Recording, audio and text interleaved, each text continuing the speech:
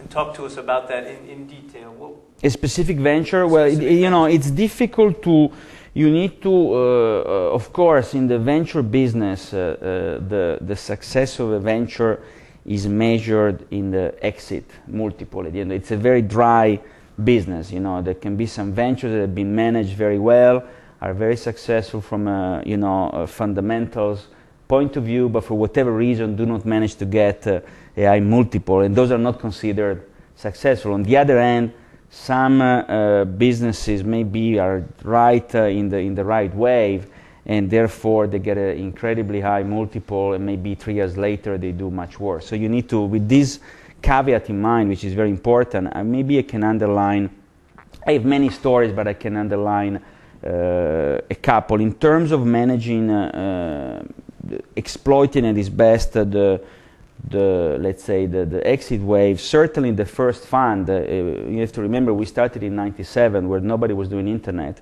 and we exited in late 99, most of the fund through a secondary sale through in fact a US bank, because we were seeing that very clearly there was a bubble coming up. I mean, having started 2 years before, our first investment was Self-Trade in France, first European online broker.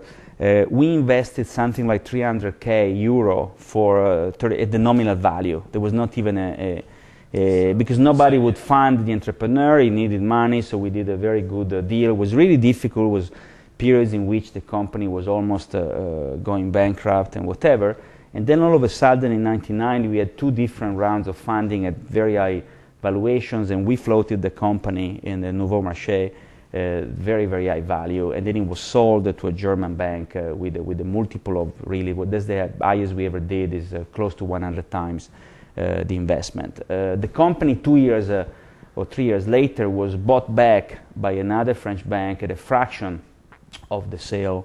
After the internet crash, 2001, 2003, people realized that online brokerage was nice, but could not grow forever, so there was kind of a recasting of the values. So that was really successful for us, and not a long-term growth story as a business. We do have others that were maybe less impressive as exits, but they're still there, up and running, and very successful as a business. One of them is certainly eDreams, which is a quite well-known online travel venture. Was founded in Barcelona and San Francisco. I was really the first seed investor and built the business together with the entrepreneur.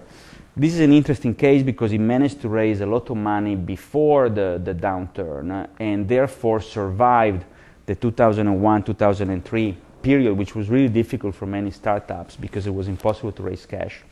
And then all of a sudden it really started an exponential growth with no debt, so very good EBIT margin, and we did a trade sale in 2005, I believe, or 2006, to another fund.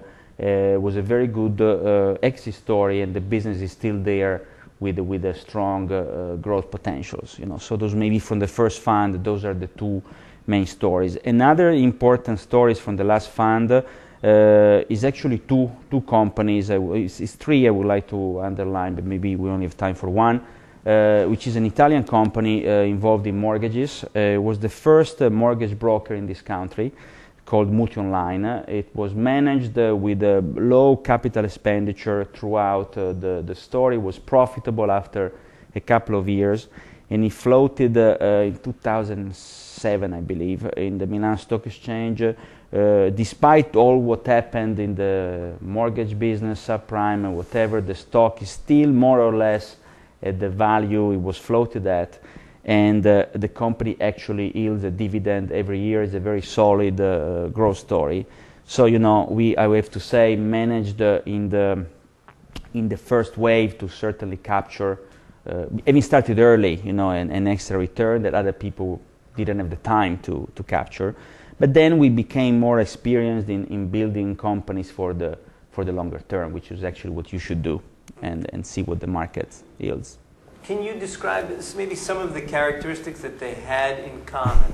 When they first approached you and you began to look at their business plan, what are some of the things that told you that this could be a possible investment? It's basically, in a sense, a similar story, in the sense that at the time we were focusing on the, let's say, distribution side of the internet, not on the technology side, or on the more the system integration side. So we said we want businesses that can disrupt an existing business. So we were seeing eDreams as an online travel agency. We were seeing Multi Online as an online mortgage broker. Those were the two characteristics. So for us,